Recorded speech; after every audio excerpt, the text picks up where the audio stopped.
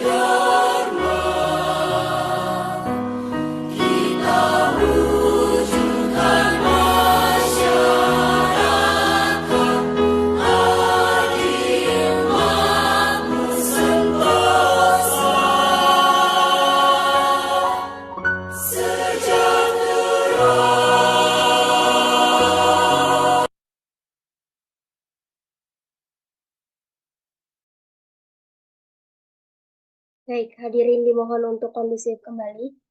Acara selanjutnya yaitu laporan Ketua Pelaksana sekaligus pembukaan acara yang akan disampaikan oleh Saudari Intan Febriati Dwi Effendi selaku Ketua Pelaksana Seminar Inovasi Pendidikan 2024. Kepadanya dipersilahkan. Baik, terima kasih kepada MC. Assalamualaikum warahmatullahi wabarakatuh. Kepada yang terhormat Bapak Dr. Dadang Rahmat Nadar MPD selaku dosen pengampu mata kuliah inovasi pendidikan dan hadirin sekalian yang saya hormati. Terlebih dahulu, izinkan saya untuk memperkenalkan diri. Saya Intan Febrianti sebagai Ketua Pelaksana dari Seminar Inovasi Pendidikan ini. Merasa sangat terhormat dapat berada di hadapan saudara dan saudari sekalian pada acara seminar hari ini. Hadirin yang saya hormati, pertama-tama saya ucapkan terima kasih yang sebesar-besarnya atas kehadiran saudara dan saudari semua di acara ini. Kehadiran hadirin sekalian merupakan bukti dukungan yang luar biasa bagi kami dalam menyelenggarakan seminar ini. Hadirin yang saya hormati, seminar yang bertajuk Kreatif Kurikulum Revolusioner dengan pendekatan efektif dan inovatif kami adakan dengan tujuan untuk memperkaya wawasan kita semua dalam inovasi kurikulum. Melalui seminar ini, kami berharap dapat memberikan platform yang inspiratif dan edukatif bagi para hadirin. Bersama pemateri, kita akan membicarakan berbagai topik yang relevan terkait inovasi kurikulum. Kami berharap acara ini dapat memberikan pemahaman yang mendalam serta memicu diskusi produktif. Dalam kesempatan ini, mari sama-sama menjadikan seminar ini sebagai ajang pembelajaran yang berharga. Mari menyerap ilmu baru, berbagi pengalaman, dan memperkaya wawasan kita bersama-sama. Nah, untuk pembukaan acara seminar ini, mari sama-sama kita membaca basmalah. Bismillahirrohmanirrohim. Hadirin sekalian, sebelum saya mengakhiri sambutan ini, saya mengucapkan terima kasih kepada semua pihak yang telah berkontribusi. Sekian sambutan dari saya, semoga acara seminar ini dapat berjalan lancar dan memberikan manfaat yang berkelanjutan bagi kita semua. Terima kasih. Wallahu muwafiq ila aqwamit thoriq. Wassalamualaikum warahmatullahi wabarakatuh. Baik, terima kasih kepada Teteh Intan selaku Ketua Pelaksana Seminar Inovasi Pendidikan. Acara selanjutnya yaitu pembacaan doa yang akan dipandu oleh Saudara Suwarto. Kepadanya dipersilakan. Ya, terima kasih untuk moderator yang telah memberikan. Assalamualaikum warahmatullahi wabarakatuh. Bismillahirrahmanirrahim. Alhamdulillahirabbil alamin. Hamdan syakirin, hamdan na'lamu bihi wa bihi wa bihi.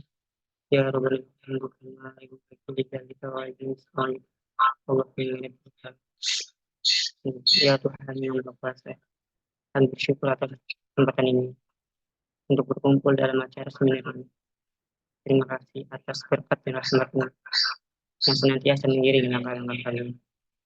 Ya Tuhan yang Maha Murah, kami mohon keberkahan pada acara ini. Bimbinglah kami dalam setiap tindakan dan keputusan agar acara seminar ini menjadi berkah bagi semua. Berikanlah hikmah dan ilmu yang bermanfaat untuk semua yang hadir di sini. Ya Tuhan yang Maha Bijaksana, kami berharap agar acara seminar ini sukses dan berkah. Buatlah suasana yang kondusif bagi pembelajaran dan berikan pemahaman yang mendalam kepada kami. Semoga setiap sesi menjadi wadah bagi pertumbuhan dan inspirasi sehingga kami semua pulang dengan pengetahuan yang baru. Ya Tuhan yang Maha Penyayang, kami mohon kebersamaan dan perhubungan dalam acara ini.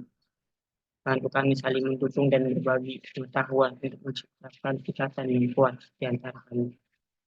Bukalah pintu hati kami untuk menerima dan memberi sehingga acara seminar ini menjadi momen yang sangat baik. Dalam nama-Mu yang Maha Pengasih, kami mulai acara seminar ini dengan doa dan harapan.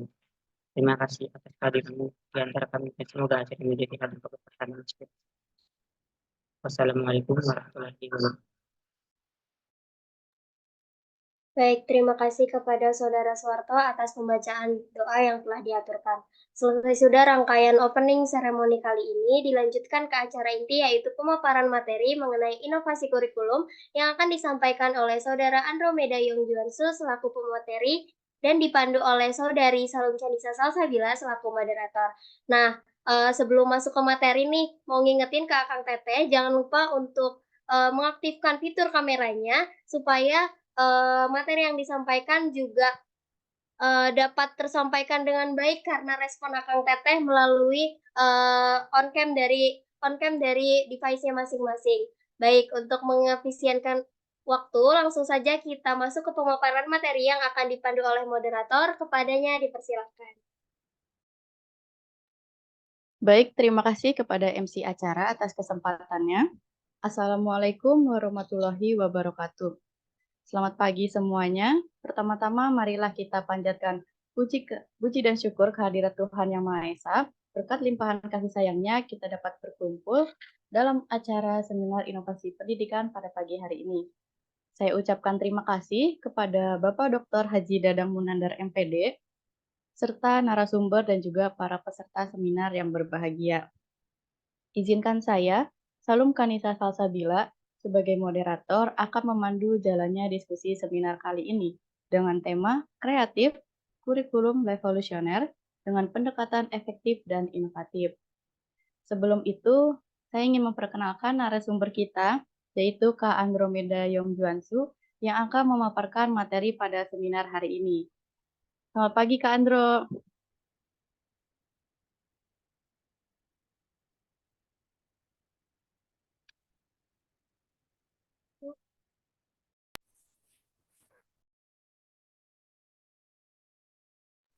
Selamat pagi.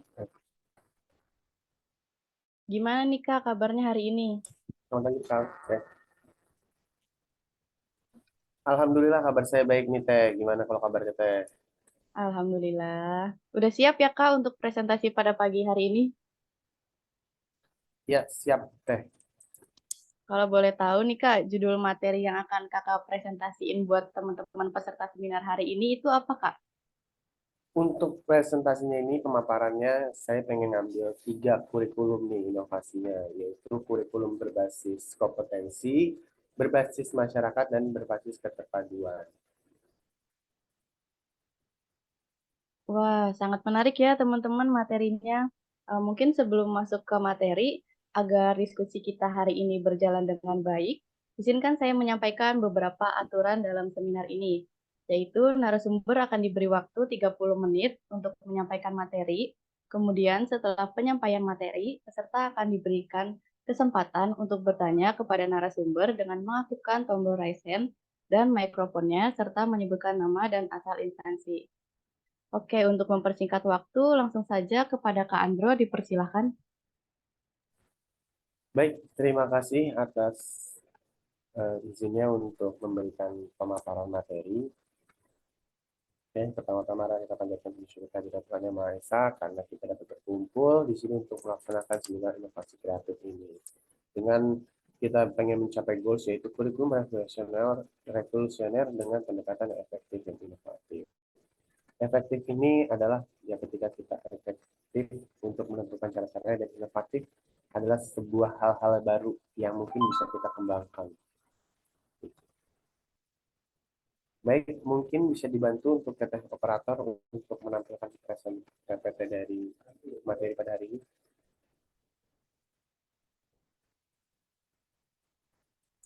Baik, untuk di sini seperti yang saya jelaskan sebelumnya, kita di sini pengen melakukan inovasi dalam kurikulum, menemukan suatu produk baru, sebuah gagasan baru, ide baru demi mencapai tujuan kita bersama, menempatkan kurikulum yang efektif dan inovatif. Di sini ada 3 kurikulum. Inovasi kurikulum yang ingin saya coba bahas atau paparkan. Kita di sini sama-sama diskusi, teman-teman jangan ragu untuk bertanya atau memberikan tanggapan. Di sini ada inovasi kurikulum berbasis kompetensi, kurikulum berbasis masyarakat, dan kurikulum berbasis keterpaduan. Baik, bisa di next. Yang pertama kita bahas tentang inovasi kurikulum berbasis kompetensi. Oke. Kita harus tahu dulu ya Pak teman-teman, kita harus tahu dari etimologinya, dari dasarnya dulu. Berarti inovasi adalah proses untuk menemukan hal baru, menyelesaikan masalah dengan hal-hal yang baru atau menggunakan cara yang lama tapi dengan step yang baru. Itu kesimpulan dari inovasi. Kemudian untuk dari kurikulum itu adalah seperangkat rencana pembelajaran yang bisa dijadikan pedoman dalam melakukan kegiatan pembelajaran. Gitu. Baik, untuk di sini setelah kita mau tahu etimologi dari kurikulum dan juga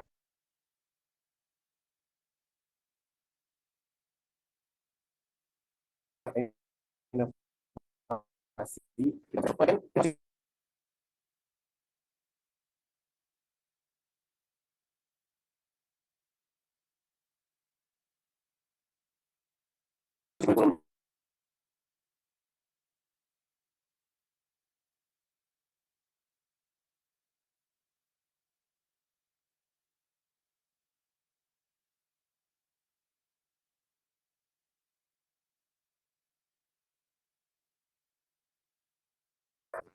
kurikulum berbasis dari kompetensi siswa ini dia berfokus kepada pengembangan dari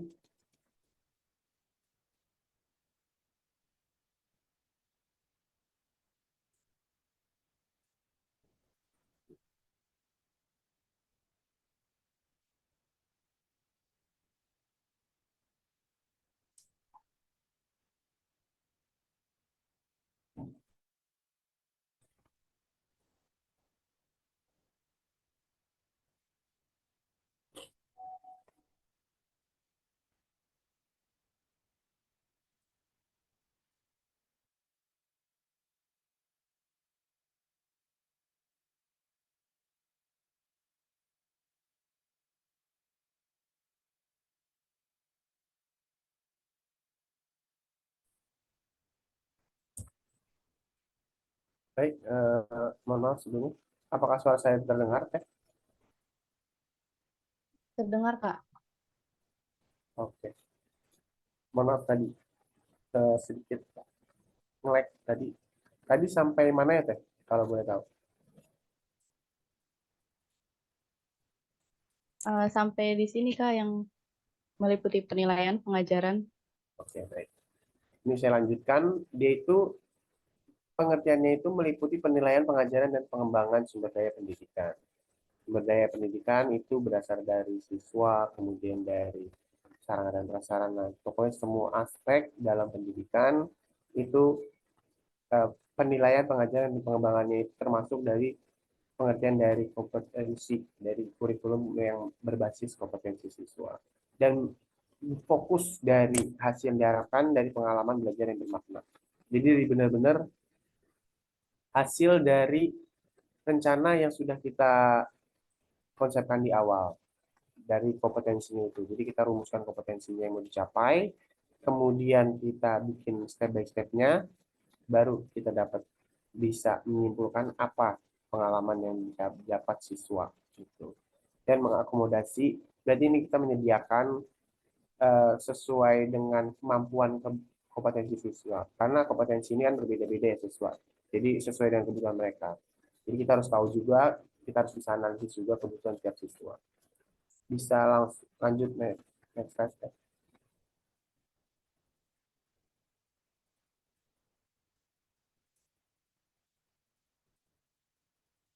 Baik, di sini ada beberapa aspek yang harus terkandung. Nah, di sini kalau ada kata-kata harus terkandung, berarti syaratnya wajib di sini. Jadi kalau mau ada kurikulum berbasis kompetensi, ya harus ada poin-poin ini. Di sini ada poin pengetahuan, knowledge ya. Kita tahu pengetahuan ini kognitif, dia lebih cenderung ke kognitif, bicara berpikir. Dan juga pemahaman itu understanding. Kemudian keterampilan nilai value. Sikap dan minat ini lebih cenderung ke afektif ya. Jadi di sini tuh dia lebih ke sifat, bagaimana cara menyikapi sesuatu pembelajaran, kemudian keterampilan ini lebih ke psikomotoriknya juga, dari kemampuan geraknya. Gitu. Ini harus beberapa aspek yang harus terkandung dalam kurikulum berbasis kompetensi. Kemudian ada kompetensi dasar. Di sini kompetensi dasar itu benar-benar kompetensi yang harus dimiliki secara minimum. Jadi benar-benar harus dimiliki oleh siswa sesuai dengan tuntutannya, yaitu ada kompetensi akademik itu dengan pembelajaran, kemudian okupasional itu mungkin ke spesifiknya dia, ke bidang minat bakatnya dia, kultural itu ke budaya, temporal itu ke sesuai dengan wilayahnya atau sesuai dengan tempo waktu yang sesuai dengan sekarang. Itu ya. Bisa lanjut ke next slide. Kemudian ada karakteristik. Di sini karakteristik itu kurikulum berbasis kompetensi ini memiliki karakteristik utama. Karakteristik itu kita bisa tahu ada sifat-sifat ya. Sifat-sifatnya itu ada 3 di sini. Pertama, dia memuat kurikulum belajar kompetensi ini, kurikulum berbasis kompetensi ini memuat sejumlah kompetensi dasar sebagai kemampuan standar minimal. Nah, ini yang tadi saya sampaikan, standar minimal. Minimal itu artinya harus yang dimiliki oleh lulusan dan dicapai siswa. Implementasi dan pembelajaran dalam KBK menekankan pada proses pengalaman dengan memperhatikan keberagaman setiap individu. Ya, kita tahu tadi bahwa kemampuan kompetensi dari setiap individu itu berbeda. Jadi pengalaman-pengalamannya dan juga keberagamannya itu harus kita perhatikan. Dan bagaimana caranya kita menerapkan implementasi sesuai dengan pengalaman dan keberagaman tersebut. Kemudian evaluasinya, di sini evaluasi kurikulum berbasis kompetensi menekankan pada evaluasi dan proses belajar. Jadi bagaimana cara kita mengetahui kekurangan kita, bagaimana cara kita mengulas atau mereview kembali, yaitu dengan cara melihat dari proses belajar dari setiap siswa, perkembangannya di setiap aspeknya. Itu. Bisa lanjut, next slide.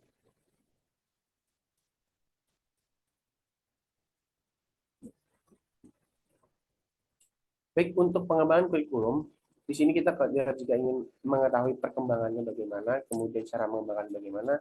Kita harus tahu dulu bahwa kurikulum berbasis kompetensi ini berbeda dengan kurikulum 1994 karena mengubah pendekatan pembelajaran dari berbasis materi ke berbasis kompetensi. Mungkin kalau berbasis materi ini kita lebih cenderung ke guru yang selalu banyak menjelaskan, guru yang lebih dominan di kelas. Kemudian kalau untuk berbasis kompetensi ini, dari praktiknya kita tahu dari keterampilan, sikap, dan pengetahuan. Kemudian dalam laporan hasil belajar siswa. Jadi ketiga aspek keterampilan, sikap, dan pengetahuan ini kita lihat dari laporan hasil belajar siswa. Gitu.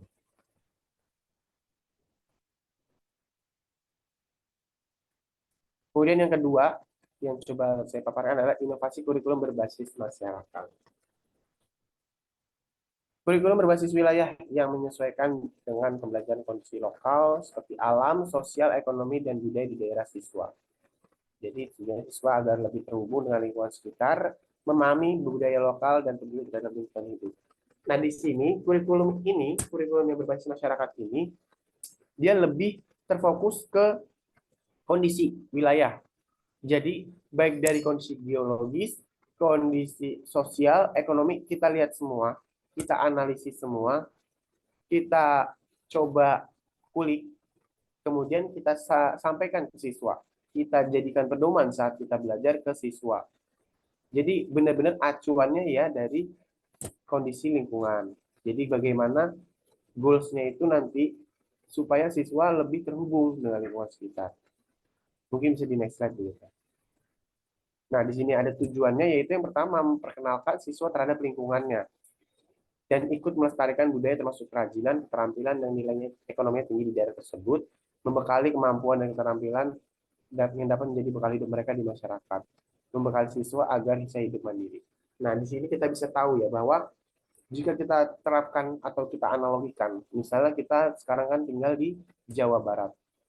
Mungkin di Jawa Barat ini banyak hal, banyak budaya, banyak kemudian wilayahnya berbeda-beda, tapi kita harus bisa analisis, harus bisa kita tahu, kita kulik apa yang bisa kita sampaikan ke siswa dengan supaya tujuan itu tercapai, supaya kita bisa membekali mereka, kemudian mereka supaya bisa hidup mandiri dan bisa melestarikan budaya-budaya yang ada. Kemudian kalau tadi dengan analogi tadi berarti bisa melestarikan budaya yang ada di Jawa Barat, kerajinan-kerajinannya, mulai dari bahasanya sampai ke mungkin adat istiadatnya.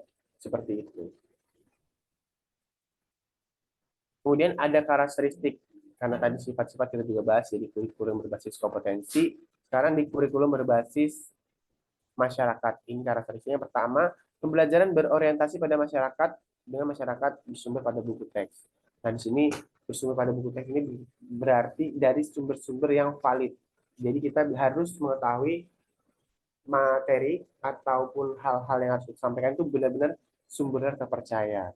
Karena baik lagi budaya, karena kita kan budaya itu kadang memang ada yang budayanya khusus di suatu wilayah dan itu mungkin nggak valid, bukan turun temurun, tapi memang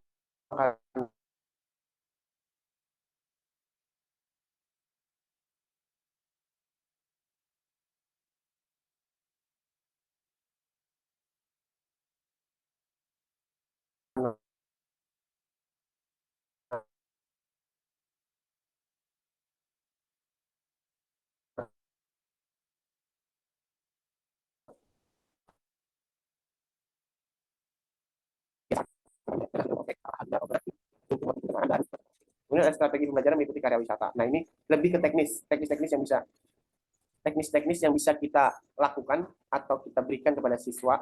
Itu bisa seperti hal-hal berikut di karya wisata, kemudian manusia atau menjadi narasumber, survei, berkemah. Jadi intinya kita analisis, tahu masalah, kita coba selesaikan.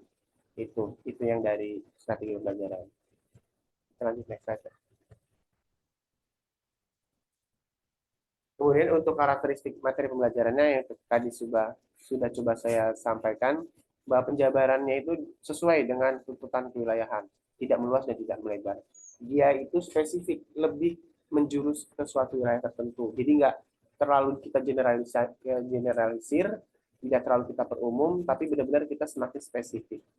Itu mengerucut dia. Dan ini yang harus kita perhatikan, materi atau kriteria yang perlu kita perhatikan sebelum kita menyampaikan. Itu yang pertama tadi, validitas, kebenaran dari suatu materi, apakah benar itu budayanya di situ, apakah benar itu adat istiadat dan lain sebagainya. Kemudian tingkat kepentingan yang benar-benar diperlukan oleh siswa. Kita tahu bahwa banyak mungkin budaya-budaya yang ada di wilayah, banyak ciri khas-ciri khas, tapi apakah itu penting untuk dipelajari siswa di jenjangnya? Nah, itu yang harus kita coba perhatikan. Kita coba saring juga untuk mengetahui materi yang cocok kita ajarkan. Kebermanfaatan dan layak dipelajari dan menarik minat, alokasi waktu. Nah, di sini semua teknis, bagaimana cara kita menyampaikannya, itu kriteria ini harus kita perhatikan. Jadi kita setelah tahu mana materi yang cocok, mana materi yang sesuai, mana materi yang valid, bagaimana cara kita mengemasnya dan membaginya ke dalam waktu-waktu sesuai dengan kalender akademik kita nanti. Dan ini adalah sarana dan sumber belajar. Tentunya dalam ciri khas wilayah atau budaya-budaya kita akan ada sarana dan prasarana yang baru, yang tidak biasa, yang tidak umum kita gunakan mungkin nanti. Jadi kita harus mempersiapkan hal tersebut sebelum melakukan pembelajaran nanti. So, next slide.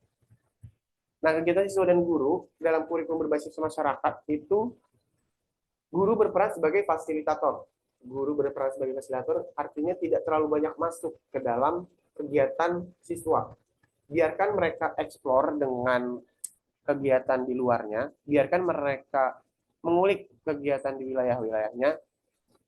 Yang kita harus lakukan sebagai guru adalah kita menyediakan tempat mereka kalau mereka mau bertanya, mereka mempunyai masalah, mereka butuh binaan, mereka butuh sumber belajar. Nah, itu yang harus peran kita sebagai tenaga kerja pendidik nanti dalam kegiatan siswa dan guru. Jadi kita memberikan eksplor ke siswa, memberikan hak eksplor kepada mereka, bebas mereka melakukan apa aja, tapi dengan batasan kita sebagai fasilitatornya. Nah, di sini ada penilaian dalam kurikulum berbasis masyarakat. Penilaiannya merupakan serangkaian kegiatan untuk mengumpulkan, menganalisis, dan menafsirkan data tentang proses dan hasil belajar siswa yang dilakukan dalam sistematis dan berkesinambungan. Jadi memang sistematis ini berarti kita harus menilai berdasarkan sistem yang urut, sistem yang sesuai. Jadi memang dari kita tahu dulu sebenarnya materinya apa, kita tahu dulu harus menyampaikan apa, kemudian langkah-langkah seperti apa, pengemasannya seperti apa, dan kita mengumpulkan analisis dan tafsirkan dari data yang diproses oleh siswa. Jadi laporan-laporan siswa, hasil dari eksplor mereka, kita coba kumpulkan, kita coba analisis, dan kita coba tafsirkan sebenarnya apa perkembangan mereka, apa yang coba mereka peroleh, dan bagaimana cara mereka memperoleh itu. Itu. Oleh karena itu disebut dengan penilaian berbasis kelas. Pengembangan kurikulumnya di sini karena pengaruh perkembangan teknologi. Di sini pengembangan ini adalah perubahan-perubahan yang dapat terjadi di kurikulum ini. Berbasis masyarakat ini memang lebih bisa ke masyarakat karena otomatis ketika teknologi ini diambil contohnya teknologi ya, karena teknologi yang pesat perkembangannya, maka perubahan-perubahan yang terjadi, perubahan-perubahan di bidang-bidang yang ada di masyarakat pun itu berubah cukup drastis. Masyarakat perkotaan berubah cepat dibandingkan masyarakat pedesaan, pola kehidupan agraris berubah, kemudian menjadi pola kehidupan industri. Ya ini yang kita bisa lihat ya, dari segi kebiasaan, dari mata pencarian pun berubah karena teknologi. Ini harus kita perhatikan dalam mengembangkan kurikulum berbasis masyarakat. Nah, di sini ada komponen-komponen berbasis kurikulum berbasis masyarakat. Yang pertama, tujuan dan filsafat pendidikan dan psikologi belajar. Di sini karena kita harus tahu juga ya, apa sih yang mau kita bahas dan tujuan awalnya dan dasarnya dari pendidikan yang mau kita sampaikan itu kita harus tahu. Kemudian analisis kebutuhan tadi yang sudah disampaikan, kita harus tahu apa yang dibutuhkan oleh masyarakat. Kemudian tujuan kurikulum, pengorganisasian, tujuan pembelajaran dan juga strategi pembelajaran mencakup model-model pembelajaran. Kemudian teknik evaluasi, implementasi strategi pembelajaran, penilaian pembelajaran dan evaluasi program kurikulum.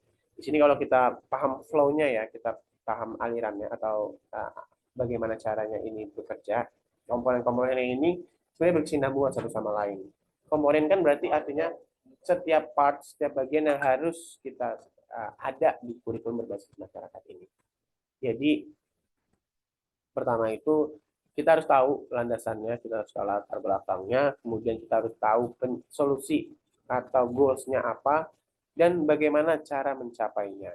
Ini inti dari komponen-komponen itu. Bisa lanjut ya.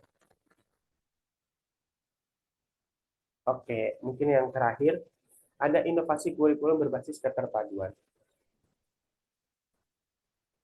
Pendekatan keterpaduan adalah sistem yang mengintegrasikan komponen-komponen yang berhubungan untuk mencapai tujuan tertentu.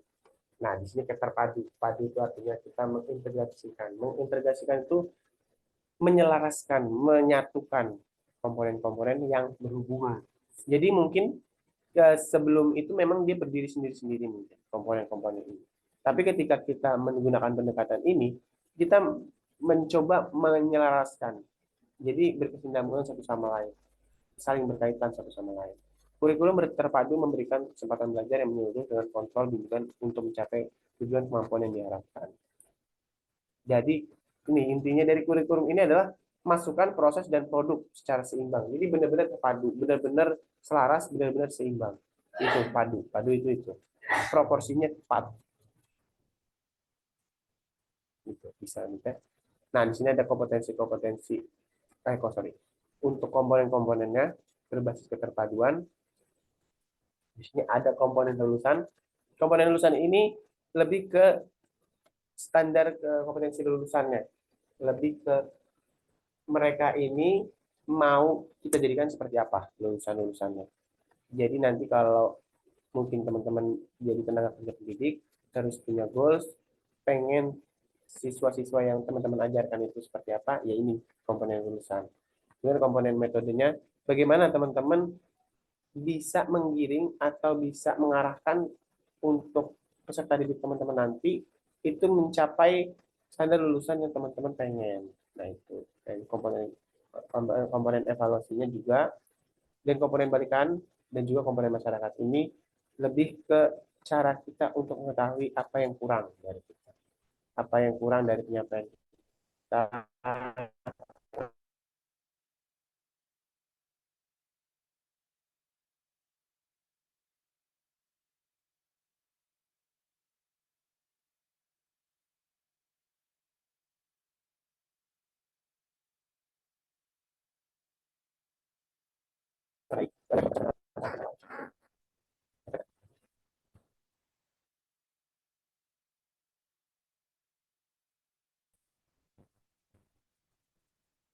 Baik, untuk karakteristiknya, kurikulum berbasis keterpaduan.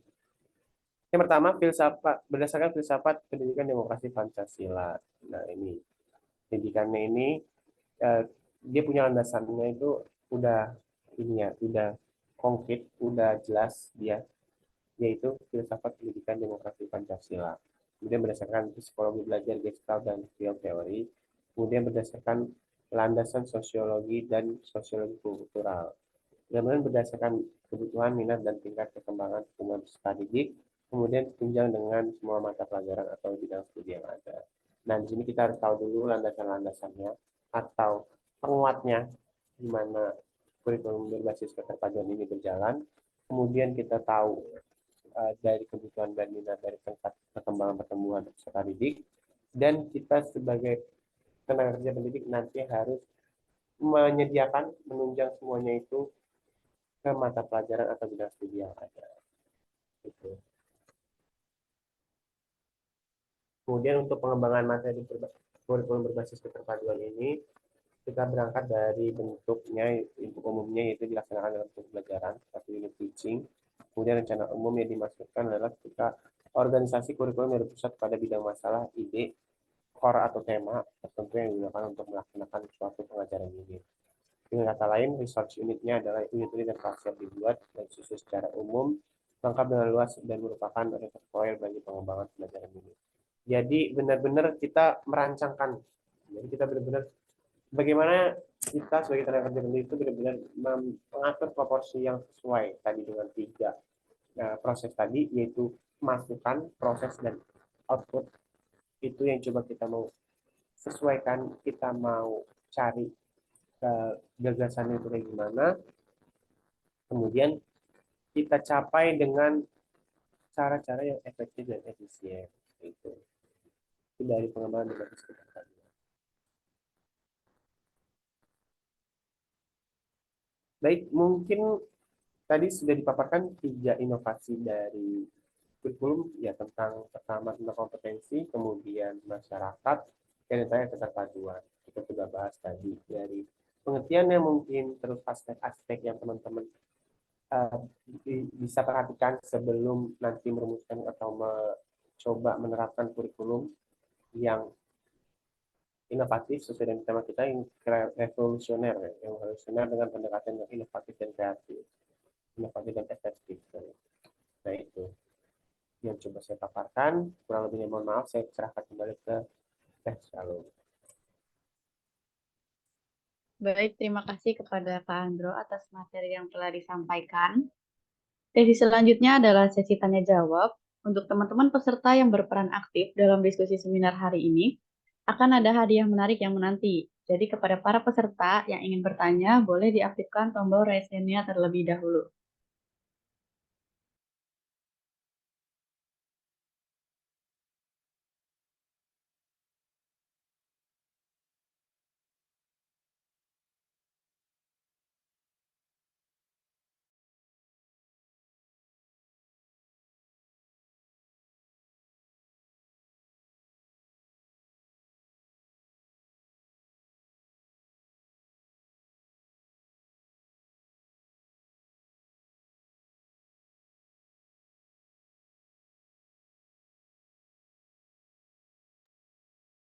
Baik, sambil menunggu para peserta nih Kak, boleh saya bertanya terlebih dahulu?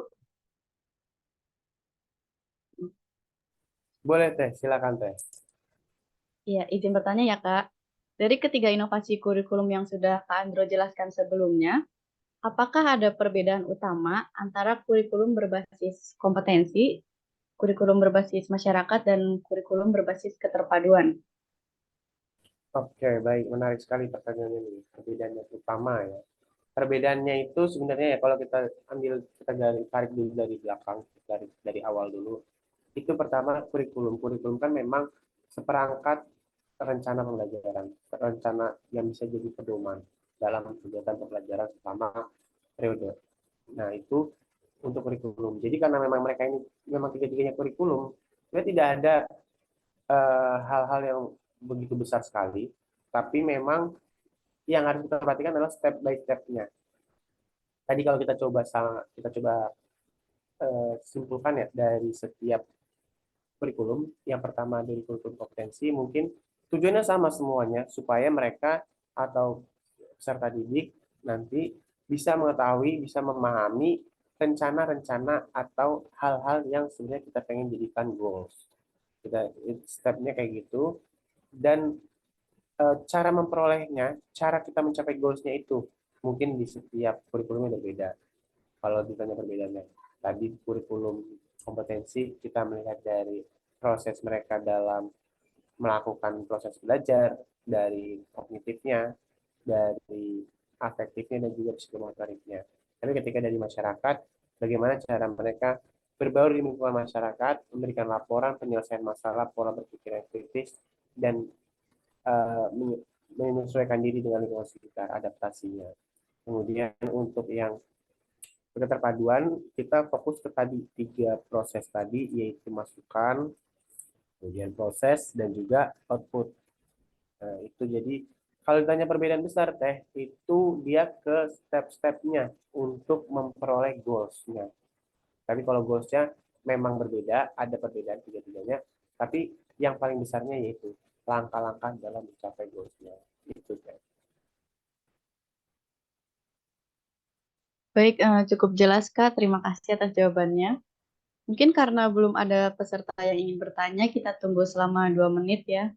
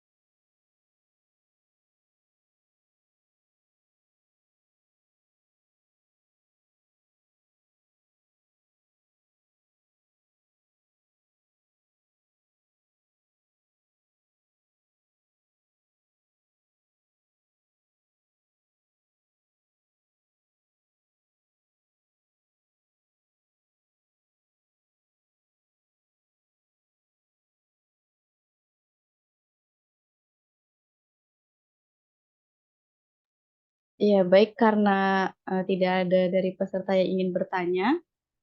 Demikian tadi sesi diskusi kita. Jadi kesimpulannya adalah inovasi kurikulum itu dibagi menjadi 3. Ada inovasi kurikulum berbasis kompetensi, kurikulum berbasis masyarakat, dan kurikulum berbasis keterpaduan. Seperti yang sudah dijelaskan Kak Andro sebelumnya, bahwa inovasi kurikulum berbasis kompetensi itu menekankan pada pengembangan keterampilan dan pengetahuan. Sedangkan kurikulum berbasis masyarakat itu lebih dirancang dengan memperhatikan kebutuhan dan nilai-nilai masyarakat tempat sekolah berada. Dan yang terakhir, kurikulum berbasis keterpaduan itu mengintegrasikan berbagai mata pelajaran dan disiplin ilmu dalam pembelajaran. Alhamdulillah, rangkaian acara seminar telah selesai. Saya ucapkan terima kasih kepada Kak Andro dan para peserta seminar yang sudah hadir memeriahkan acara ini. Saya sebagai moderator memohon maaf jika ada kesalahan saat berlangsungnya diskusi. Selanjutnya saya kembalikan kepada MC acara. Terima kasih banyak. Wassalamualaikum warahmatullahi wabarakatuh.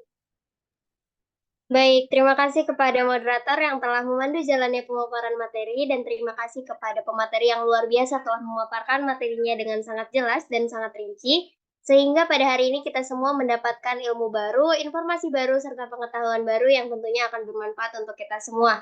Nih, gimana Kang Teteh, masih pada semangat kan? Boleh dijawab ya di kolom komentar, atau boleh dikasih reaction juga di kolom komentar. Nah, selanjutnya kita akan memasuki sesi dokumentasi terlebih dahulu. Kepada Kang Teteh yang masih menonaktifkan kameranya, dimohon untuk mengaktifkan kameranya terlebih dahulu, supaya wajah dari Kang Teteh yang cantik-cantik dan ganteng-ganteng ini bisa terabadikan di momen acara seminar inovasi pendidikan kali ini. Kita tunggu di 1 menit ya Kang Teteh, sampai 11 lewat 2 menit.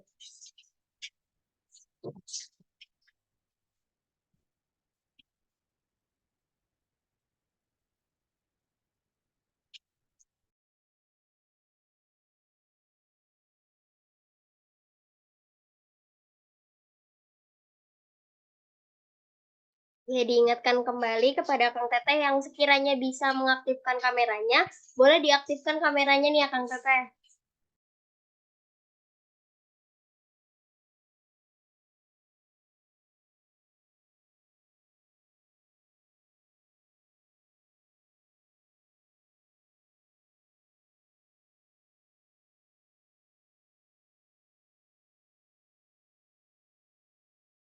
Baik, mungkin kepada Akang Teteh sudah siap ya.